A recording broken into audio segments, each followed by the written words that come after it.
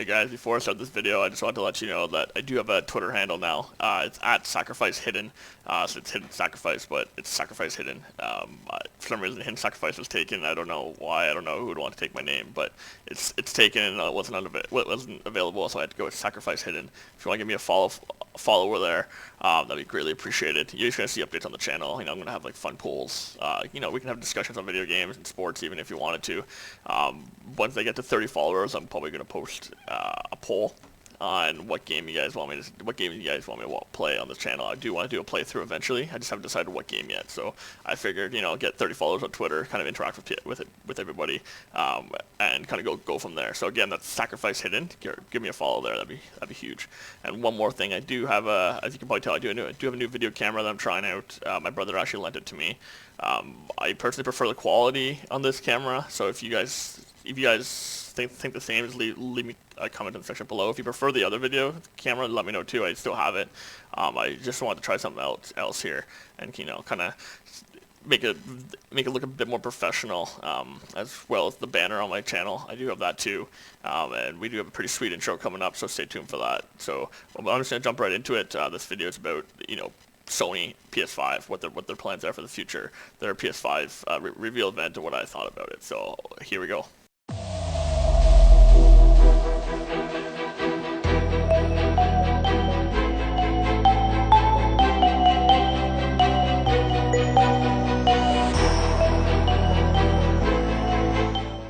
So as you've seen in the intro, this is going to be basically about the PS5 reveal event. I do know I'm a bit late to the game in regards to that. I know Sony had their reveal event back in June, which was 2 months ago or so.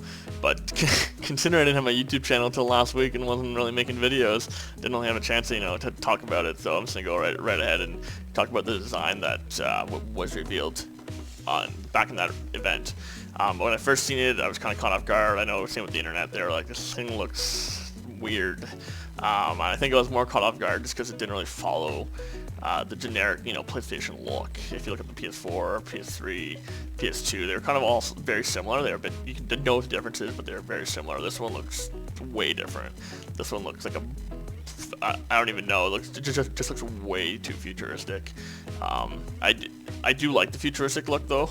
It kind of grew on me, just because it's the next generation in their line. It looks like like a modern day console. If you go into a Best Buy and see that, it's the modern day version. So I'm okay with the design choice. I do hope that when they reveal it, it was the white version, so it had the white panels on the side there with the console in the middle and then the blue lights surrounding it. I do hope that those white panels and lights can be customizable, or different versions get released or whatnot. I do see a picture of circulating on Twitter. It's a black version. It's just black side panels with blue lighting. That's kind of cool too. So I do hope you can customize that. I do want it to be a bit smaller though. That's probably the only knock I really have on it at this point. Apparently it's bigger than the PS4, not much, but it's bigger. I don't personally, my gaming stand doesn't. I don't know if it can fit another PS5 or another PS4 in there. PS4 taking up quite a bit of room, so I have to turn it sideways to literally fit. So either I need bigger gaming stand, or I guess I'll have to make it fit. But I do like the console look. I do think it's a modern, sleek design, and it's gonna look cool with the lights off, with the blue lights kind of going around it and stuff like that. So I do think it's a cool, good-looking console, and that's definitely grown on me from the beginning there. Next thing I want to talk about are some of the games that were revealed. I'm not going to show every single game or even talk about every single game that was revealed during the event, just because this video would be like 25-30 minutes long if I did that. So I just kind of picked a couple games that I kind of looked intriguing to me, that I think were cool, that kind of stood out to me. So the first game I want to talk about is Spider-Man Miles Morales.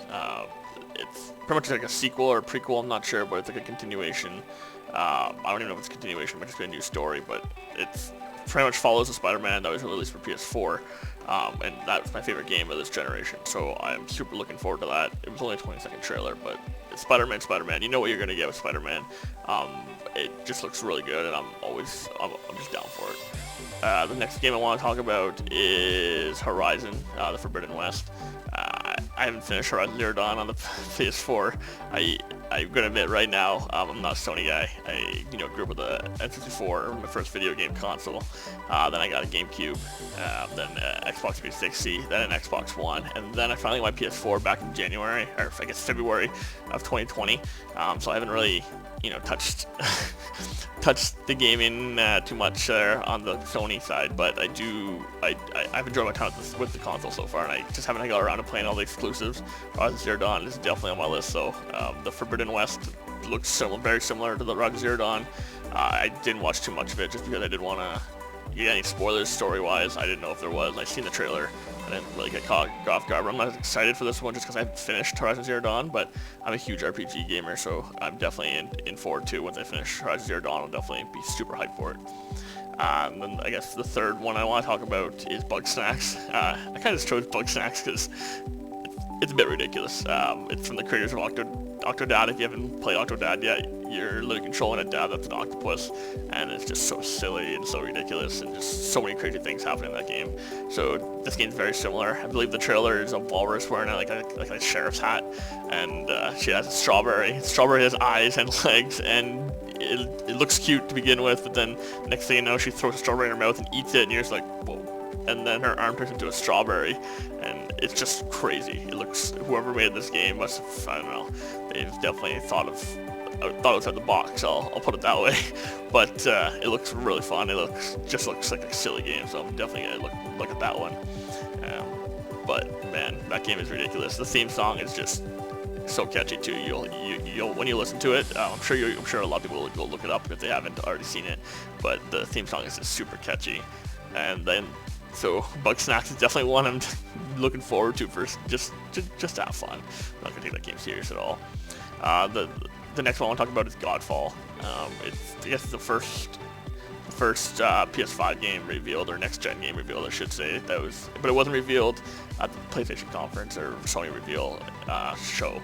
It was revealed at the Game Awards, I do believe. Do correct me if I'm wrong on that, but I believe it was revealed same time as the Xbox Series X was revealed. But that game is not going to be a Sony exclusive. It's also coming to PC. It looks like a hack and slash, like a Destiny / hack and slash kind of game. Never been into hack and slashes, so I'm not really kind of into that one. I'm sure once I learn more, might grab my attention more. But right now, it's not my type of game. I just wanted to bring it up because it was the first one revealed. We kind of set the tone for the next generation. And I just want to talk about one more game, and that's Ratchet and Clank. It looks good. Again, not being a Sony guy growing up, I never had any nostalgia attached to Ratchet and Clank, but it looks cool. It looks like it's gonna show what the next gen's all about. You can go interchange worlds really quick, kind of jump through rifts without a loading screen, which is what everybody's pushing for this next gen. No loading screens, faster loading times, etc. So that should be something cool. I'm gonna check it out. Again, I'm not as hyped as this one because I haven't played the other Ratchet and Clanks, but this one looks like it'll show what the next gen can do. So that's kind of cool there. And you guys are probably gonna ask me, why isn't Gran Turismo 7 there? That's like the top racing game for Sony. That's fine. I get it. People like racing games. I don't. I play racing games. I play F1 and all that stuff. I play Forza on the Xbox.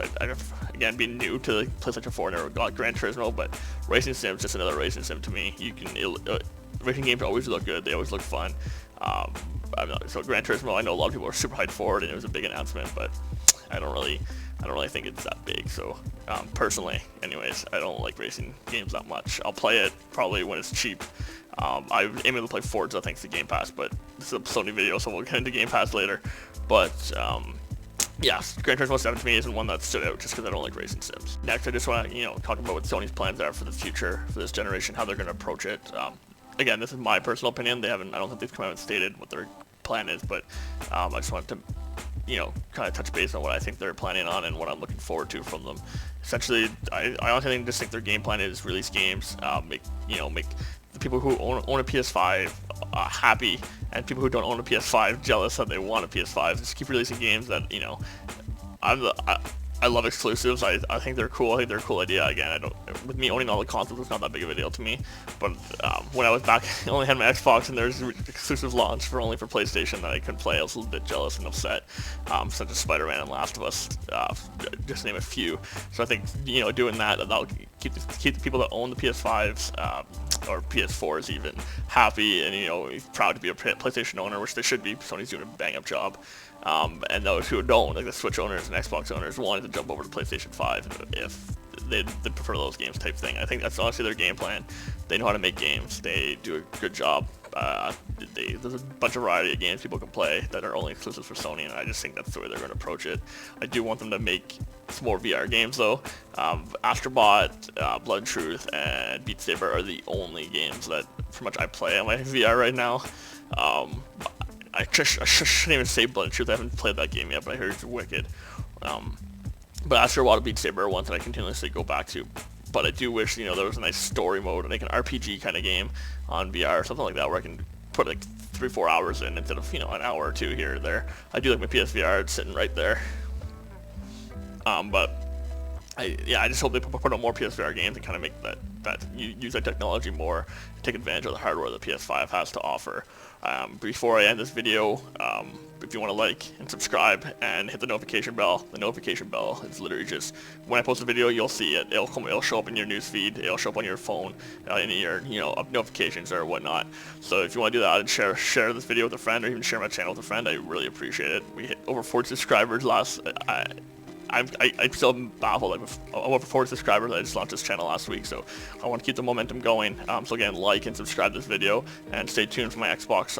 Xbox, I guess, in debrief or whatever you want to call it. But that's gonna be my next video up on the channel. So again, appreciate the support, guys, and cheers.